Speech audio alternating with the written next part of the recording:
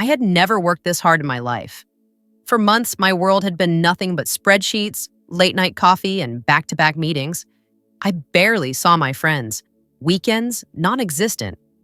My phone was filled with half written texts I never sent, invitations I never accepted, and reminders for dinner plans I always canceled. But I kept telling myself just a little longer, just until the deal closed. Because this wasn't just any project. This was the kind of project that could make a career, a major client, a multi-million-dollar contract, one that I had practically built from the ground up. I had done the research, the outreach, the number crunching. I had taken meetings at ridiculous hours, rewritten presentations at 3 a.m., and smoothed over every concern the client had, no matter how small. And now, it had finally paid off. The deal was done. The client was thrilled. The firm was celebrating. And me? I was exhausted but relieved. It was over. I had done it. Then I got the email. Subject, thank you.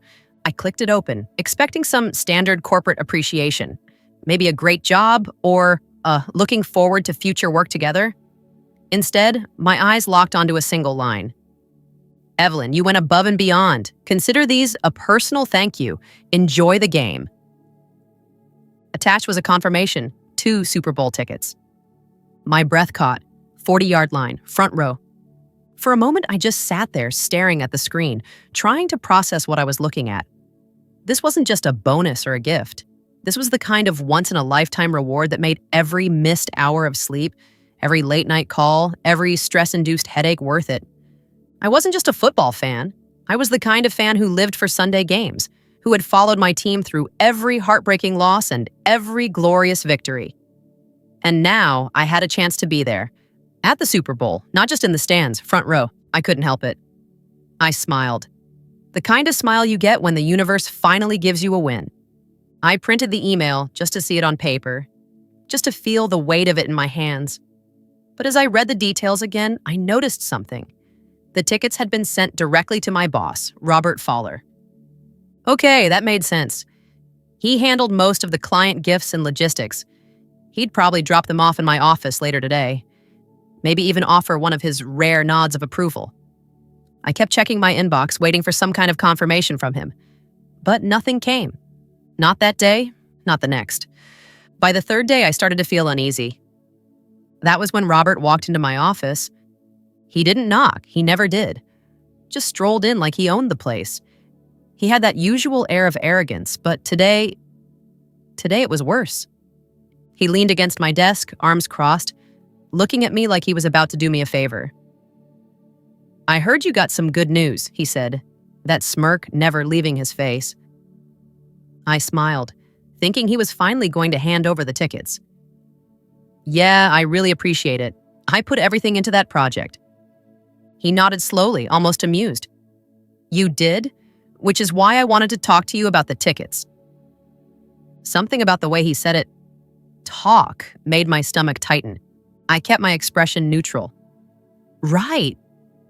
He exhaled like he was about to deliver some hard truth, but really, he was just enjoying the power he thought he had over me. Here's the thing, Evelyn. Clients don't always understand corporate hierarchy. They don't know how things work. When they gave you those tickets, well, that was really more of a gift to the firm, not just to you. For a second, I thought I had misheard him. I sat up straighter. The email explicitly said they were a personal thank you. For me. He waved a dismissive hand like that was a minor detail, like I was a child who didn't understand the real world. I get that, but in this business, we have to think strategically. It's about relationships. And sometimes we have to make executive decisions. Something cold slithered down my spine. I knew what he was about to say. So, he continued, I'll be taking the tickets.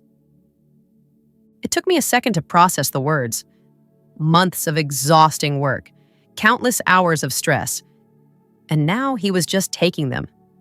I kept my voice calm, even though my hands clenched into fists under my desk. That's not fair. The client gave them to me. Robert smirked, tilting his head like I was some naive intern. You should be grateful you have a job, Evelyn. That's the real reward here. I gritted my teeth, forcing my hands to relax. I knew what he was doing. He wanted me to get angry. He wanted me to argue. Because then he could dismiss me, shut me down, make me feel small. I could feel my heart pounding. This wasn't just about the tickets. This was about respect, about power, about people like him thinking they could take whatever they wanted just because they sat in a bigger office. But I didn't give him the reaction he was expecting. Instead, I did something that surprised even me. I smiled. Not a real one, a dangerous one. The kind of smile that had teeth hiding behind it. "Well, I said smoothly, "enjoy the game." His grin widened, thinking he had won, thinking I had accepted it, thinking I had just rolled over and let him take what was mine.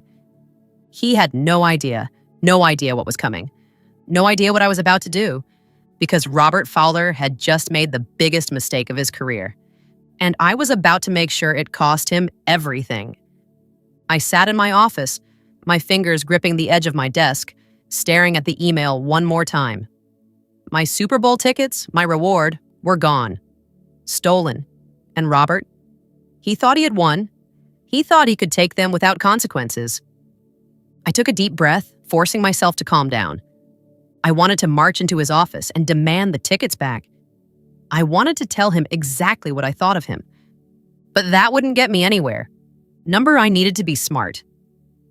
I pulled up the email from the client again, rereading the words carefully. The tickets weren't some vague company perk. The client had personally given them to me. The firm had nothing to do with it, which meant that Robert had no right to them. That was the key.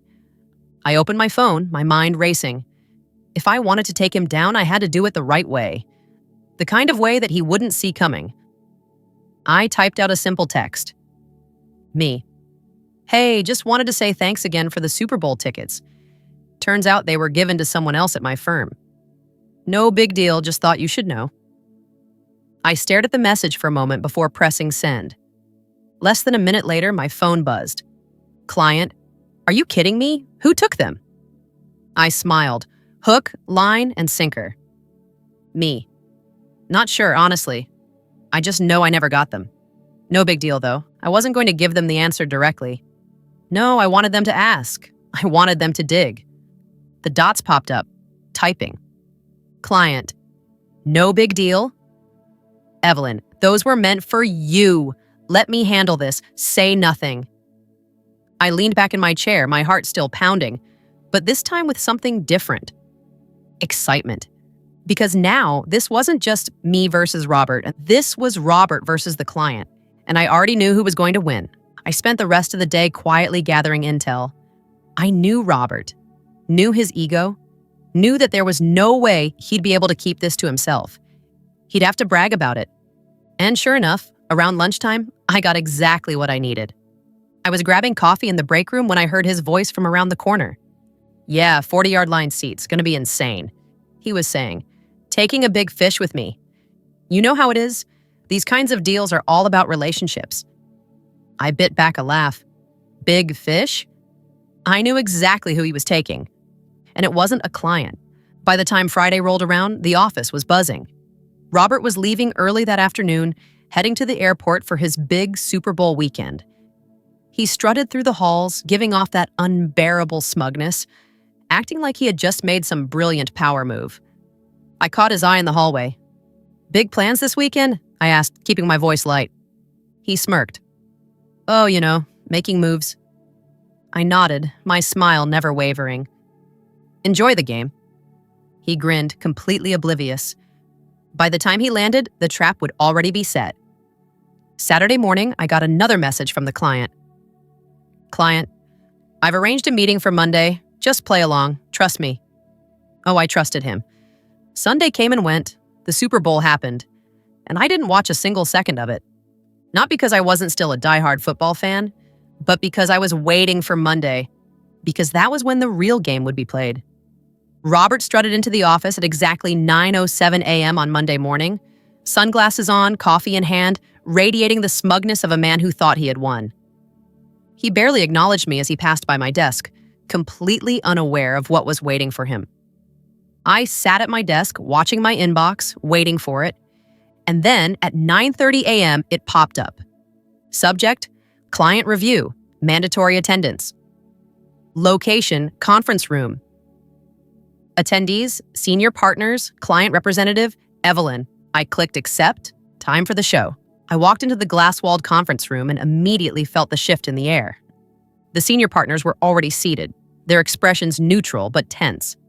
Robert sat at the head of the table, legs crossed, looking completely at ease. That confidence wavered the moment the client walked in. He wasn't alone. A woman followed him, someone I didn't recognize. But the second she stepped into the room, the energy changed. The client took his seat, his expression unreadable. "Robert," he said coolly. "This is Andrea Holloway, Vice President of Corporate Partnerships." Robert blinked. "Oh, of course. Andrea, nice to meet you." Andrea gave him a curt nod before sitting down. The client leaned forward. "Before we get into today's agenda, I have a question." Silence as he turned to me. "Evelyn, did you enjoy the game?" The room went dead silent. I tilted my head. "The game?" "The Super Bowl," the client said, his voice sharp. I furrowed my brow. "Oh, I didn't go." The client's expression darkened. "That's strange, because I personally arranged for you to have 2 seats." Robert froze. The air in the room shifted. The partners exchanged glances. Andrea cleared her throat. "Robert, just so I understand, are you saying you took corporate seats that were meant as a personal gift for an employee and gave them to someone else without authorization?" Robert swallowed. He forced a laugh. "Oh, yeah, see, there was a bit of a mix-up. Evelyn wasn't able to attend, so—" The client cut him off. "So who did?" Silence. Andrea turned to Robert, tapping her pen against the table. "Robert?" He hesitated, scrambling for an answer. I already knew the truth. He hadn't taken a client. He hadn't taken an investor. He had taken his brother-in-law, a man with 0 business connections, a man who had nothing to do with the firm. The client exhaled sharply, shaking his head. "I don't think I can continue working with someone who would undermine his own team like this." Robert jolted upright. "Wait, let's just—" The client turned to Andrea. "I trust you'll handle the internal response?" Andrea nodded. "Effective immediately." Robert's face went pale. And me? I just sat back and enjoyed the show. Robert shifted in his seat, his usual confidence slipping away by the second. He looked around the conference room, searching for an ally, but found nothing. The senior partners weren't meeting his eyes. The client sat still, his fingers steepled in front of him, waiting. Andrea, the Vice President of Corporate Partnerships, had a pen in her hand, tapping it against the table in slow, deliberate beats. Tap, tap, tap. The silence stretched. "So," the client finally said, his voice deceptively casual. "Who did you take to the game, Robert?" Robert swallowed, forcing a tight smile. He cleared his throat. "I brought a potential investor." It was a lie, a weak one. I could hear it in his voice. The client's eyes narrowed. "Who?" Robert hesitated. Well, it was a strategic decision." "Who?" the client repeated, sharper this time. His mouth opened and closed, but no sound came out. He was cornered. Andrea clicked her pen, setting her notepad aside. "Robert, let me make this clear. We already know the answer. We already reviewed the expense reports. So I'll ask you one last time. Who did you take to the Super Bowl?" Silence. The weight of it pressed down on the room, thick and suffocating. Robert exhaled, his voice dropping to almost a whisper. "My brother-in-law." It was like the air had been sucked out of the room. The client let out a slow, disbelieving chuckle. "Your brother-in-law?" Robert nodded, his face turning an ugly shade of red. Andrea folded her hands together. "Let me get this straight. You took tickets that were explicitly meant for Evelyn, a valued member of our team. You then used them, not for company purposes, not to build client relationships, but to take your brother-in-law to the Super Bowl?" Robert shifted uncomfortably. "It wasn't like that." "It's exactly like that." The client's voice cut through the room like a knife. Andrea turned to me. "Evelyn, did Robert at any point inform you that you would need to surrender the tickets for company use? I kept my expression neutral. Number he just told me, they were his now. The tension in the room crackled. Andrea exhaled through her nose, shaking her head. Robert, you do realize this isn't just an internal issue. You took a client's personal gift and misappropriated it. This is, at best, an ethical violation and, at worst, theft. Robert's head snapped up. Theft? He scoffed, though his voice lacked its usual arrogance. Come on, this is being blown out of proportion. The client leaned back in his chair. Robert, let me be blunt. I was looking forward to seeing Evelyn at that game. I wanted to personally thank her for the work she put into this deal. Imagine my surprise when I found out she wasn't there. Robert had no answer. Andrea picked up a folder, flipping it open. And now we have another issue. The expenses. The shift in Robert's expression was immediate. The flight, Andrea continued, the hotel, the meals, the transportation. Did you or did you not charge all of those to the company? The blood drained from Robert's face. I thought... You thought, Andrea repeated, her tone colder now. Let me guess. You assumed no one would check. That no one would care. That this would just slip through. His jaw clenched. The client sighed, shaking his head. Robert. You used company funds to take a personal guest on an all-expenses-paid trip to the Super Bowl. And now you expect us to believe that this was a business move? The client didn't let him finish. Robert, this isn't just bad business. This is embarrassing. Robert gripped the edges of the table. He looked at Andrea, then at the senior partners, desperate for someone to defend him. But no one did, because there was nothing to defend. Andrea set her pen down. This firm prides itself on integrity, Robert. And right now, you are the opposite of that. The client turned to her. I assume there will be consequences? Andrea didn't hesitate. Effective immediately. Robert's mouth fell open. Wait. We'll handle the internal review, Andrea said, her voice final. For now, I suggest you take the rest of the week off. A heavy silence followed. It was over. Robert knew it. He looked around one last time, his face tight with barely contained rage. But he had lost. There was no fight left to win. He stood abruptly, his chair scraping loudly against the floor. Without another word, he stormed out of the conference room, the glass doors swinging shut behind him. For a few moments, no one spoke. Then the client turned to me. His sharp demeanor softened just a bit. Evelyn, I want to apologize. I blinked. For what? He shook his head. I should have made sure you got those tickets personally. That won't happen again. I nodded slowly. I appreciate that. A small smile tugged at his lips. In fact, he leaned forward. Next time I get Super Bowl tickets, they'll be sent directly to you. A chuckle escaped before I could stop it. I'll hold you to that. Andrea slid a document across the table. Actually, speaking of things being sent directly to you, I glanced down, my breath caught.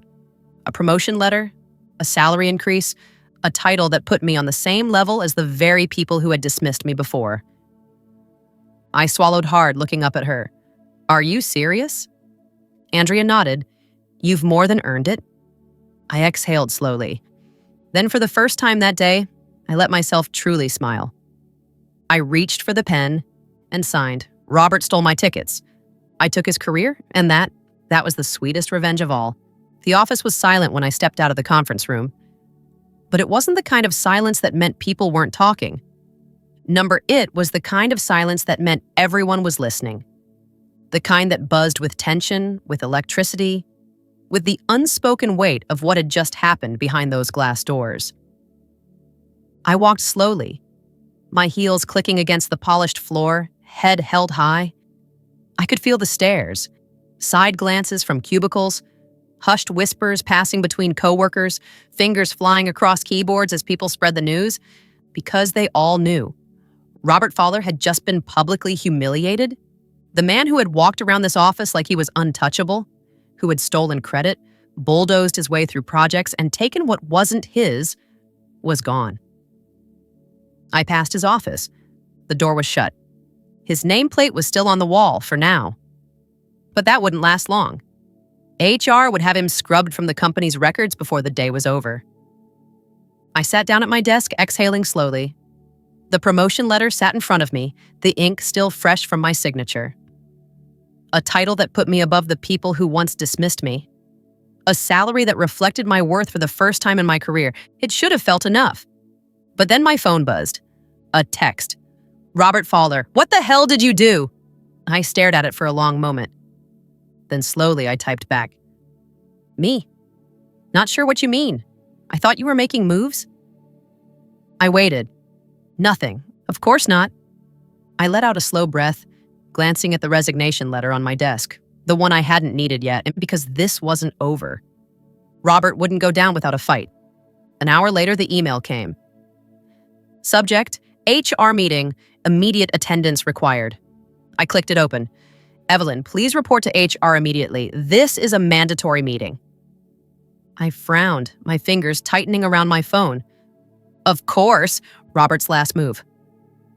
I grabbed my notebook and stood, my heels clicking against the floor as I made my way to the HR office. The receptionist barely looked at me before gesturing toward the glass-walled conference room in the back. Inside, Denise from HR sat at the table, looking uncomfortable. Across from her, Robert. He didn't look smug anymore. No, this wasn't the Robert Fowler who had strutted into my office and stolen what was mine. This was a cornered animal, desperate to claw his way out. Denise cleared her throat. Evelyn, have a seat. I did. I folded my hands neatly in my lap and waited. Robert leaned forward, his voice dripping with fake concern. Evelyn, he started, shaking his head like he was disappointed in me. I really hoped we wouldn't have to do this, but I need to bring up a very serious issue. I raised an eyebrow. Which is? He sighed dramatically. The firm has been reviewing some of your recent communications, and we have reason to believe you violated corporate confidentiality by discussing internal business matters with an external client. Ah, there it was. My lips twitched. He was so predictable. Denise glanced between us, clearly uncomfortable. Robert brought this concern to us this morning. Of course he did. He was trying to flip the narrative, trying to turn me into the problem, trying to salvage what little shred of control he thought he had left. I tilted my head. And what specific, confidential business matters are we talking about? Robert folded his hands, looking so smug. The emails you sent regarding the Super Bowl tickets. That was an internal issue, Evelyn, and you took it directly to a client. I let out a small, disbelieving laugh. Right, so now it was confidential business when he got caught. I leaned back in my chair. So let me get this straight. A gift that was personally given to me, which you then stole, is now considered a confidential business matter. Denise flinched at the word. Stole. Robert's jaw tightened. I wouldn't call it stolen. I cut him off. Really? Because the client did. In front of everyone. Silence. Robert's face twitched. Denise let out a careful breath. Robert, I understand your concern, but after reviewing the situation, I don't see any actual policy violation on Evelyn's part. His head snapped toward her. Excuse me? She glanced down at her notes. The client was the original sender of the gift. He had every right to ask about it. Evelyn did not disclose private company strategy, financials, or trade secrets, only the status of something that was personally hers. Robert's face darkened. So that's it? You're just going to let her get away with... Denise straightened in her chair. Robert, she said firmly, let's be clear. You're the one under investigation, not Evelyn. The words hit him like a slap. I watched as his face fell apart, his grip on the table, the way his mouth opened, then closed, then opened again, like he was searching for something, anything to say. But there was nothing left. Denise stood. Robert, I need you to leave the room. Evelyn, you're free to go. I gathered my things slowly, not even looking at him as I walked out. By the time I got back to my desk, another email had gone out. Effective immediately, Robert Fowler is no longer with the firm. I read it twice. Then, for the first time all day, I let myself smile. He was gone, and I had won. But the best part? This wasn't just a victory for me. It was a warning. A warning to every arrogant, entitled boss out there. To every Robert Fowler who thought they could take what wasn't theirs. Never underestimate the people you think are beneath you, because one day, they just might be the ones to bring you down. The office was strangely quiet after Robert's abrupt departure. Oh, people were talking. Whispers in the hallways, stolen glances in the break room. But no one dared to say anything out loud. Because they all knew. A senior partner had just been taken down. And not by another executive, not by another man in a suit. By me. I scrolled through my phone, my heart pounding as I saw the latest industry news update. Former executive Robert Fowler files lawsuit against former firm, claims wrongful termination. I laughed. He was still trying to fight a battle that was already lost. I placed my phone down, leaning back in my chair. Robert had spent years stealing credit. Years walking over people, taking what wasn't his, and in the end, he lost everything. I, on the other hand, had gained everything, and that was the sweetest revenge of all.